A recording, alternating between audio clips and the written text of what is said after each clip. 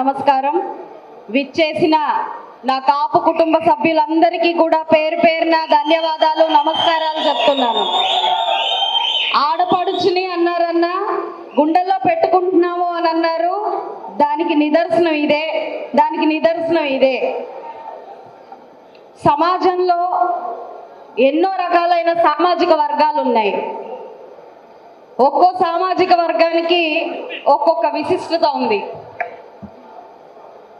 ఒకరు తెలివితేటలకి, మరొకరు దైవ కార్యక్రమాలకి, ఒకరు వ్యాపార వాణిజ్యాలకి, మరొకరు శక్తి యుక్తులకి, పోరాట పటిమలకి ప్రతీకగా మన సమాజంలో ఈరోజు సామాజిక వర్గాలు ఉన్నాయి.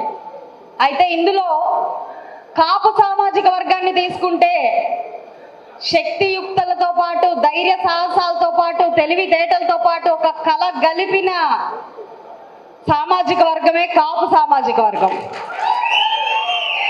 అలాంటి కాపు సామాజిక వర్గం మన సమాజ అభివృద్ధిలో ఎంతో ఒక విశిష్ట పాత్రని కలగొలుపుకొని ఉంది. అంటే సమాజ అభివృద్ధి కోసం కాపుల పాత్ర చాలా అద్వితీయమైనది.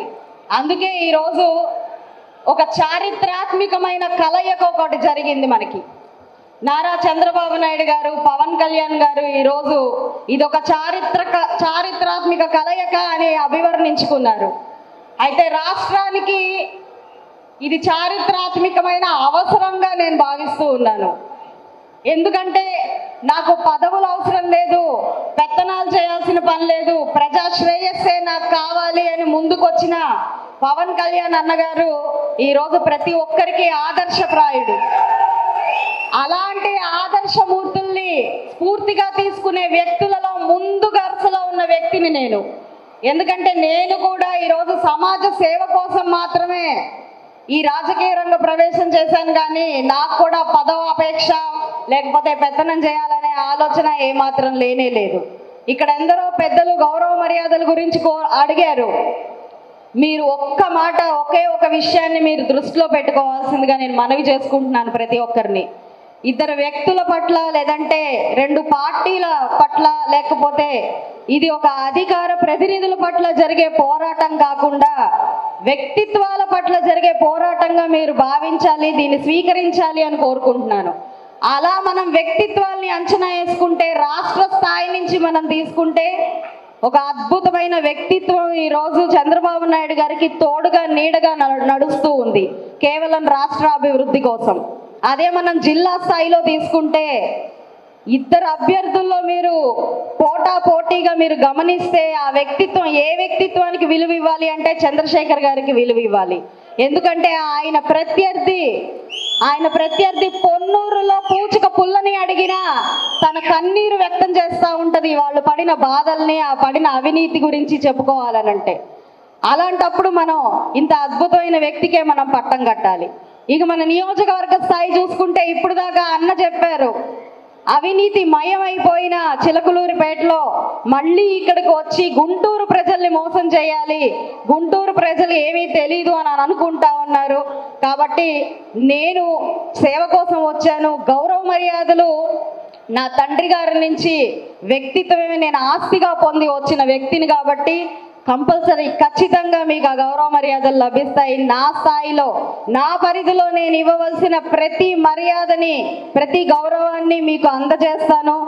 మిమ్మల్ని నేను మీ చెంతకే వచ్చి మీకోసం నేను నిలబడతానన్న ఈ సభాపూర్వకంగా చెప్తున్నాను. ఈరోజు సామాజిక వర్గాన్ని ఓట్ల రూపంగా విభజించి ఓట్లు దండుకోవాలి, ఏదో గెలవాలి ఎట్టి పరిస్థితిలో అనే ఒక నిర్ణయంతో క్యాష్ అండ్ క్యాస్ట్ అనే ఒక నినాదంతో ముందుకెళ్తున్నారు ప్రత్యర్థి వారు. ఇక్కడ వారికి అర్థం కాని ఏకైక విషయం ఏంటంటే, కాపు సామాజిక వర్గం ప్రత్యేకించి గౌరవ మర్యాదల్ని, ప్రేమని ఇచ్చే వాళ్ళని గుండెల్లో పెట్టుకుంటుంది తప్ప డబ్బునో లేకపోతే కులగా విభజించి పాలించాలనుకునే వాళ్ళని ఎట్టి పరిస్థితిలో హర్షించదు. అలాగ మీ గుండెల్లో నన్ను పెట్టుకున్నారు మీరు. నాకు ఎంతో ఆనందంగా ఉంది. ప్రతి ఒక్కరికి పాదాభివందనం చేస్తున్నాను. ఈరోజు పవన్ కళ్యాణ్ గారు ఒక మాట చెప్పారు, అన్న నాకు ఈ రాజకీయ రంగంలోకి వస్తున్నాను అంటే ఆయన ఒకటే మాట చెప్పారు, నువ్వు ధైర్యంగా వెళ్ళమ్మా, నీ ముందు నేను ఉన్నాను అని అన్నారు ఆయన. అలాగే వీర మహిళలు ఎంతమంది ఉన్నా సమాజ శ్రేయస్సు కోసం బయటకు వచ్చే ఏ మహిళ అయినా ఆయన ముందు అన్న ఉన్నాడు. ఆ ధైర్యంతోనే ఈరోజు వచ్చానన్న నేను ఈ రాజకీయ రంగంలోకి. అలాగే ఈరోజు అన్న రాధా గారు ఆశీర్వదించడానికి వచ్చారు నన్ను. చాలా చాలా ధన్యవాదాలు అన్న. నా ఒక్క మాట అడిగాను నేను, నా కోసం వచ్చినందుకు చాలా చాలా కృతజ్ఞురాలన్నా. నేను నన్ను ఆశీర్వదించడానికి వచ్చి నాకు ఇంతటి అద్భుతమైన అవకాశాన్ని ఇచ్చి నా ఈ కాపు కుటుంబ సభ్యులందరినీ పరిచయం చేసుకునేలా చేసిన పెద్దలందరికీ పేరు పేరున ధన్యవాదాలు చెప్తూ నన్ను ఆశీర్వదించాల్సిందిగా కోరుకుంటూ, మన ఈ రాష్ట్ర అభివృద్ధిలో మన సత్తా ఏంటో చూపించాలి అనే ఒక నినాదంతో మనం ముందుకు వెళ్తూ ప్రతి ఒక్కరం మనం ఈ అభివృద్ధిలో మన పిల్లల భవిష్యత్తు కోసం నిలబడదామని కోరుకుంటూ సెలవు తీసుకుంటున్నాను. థ్యాంక్ యూ అండి.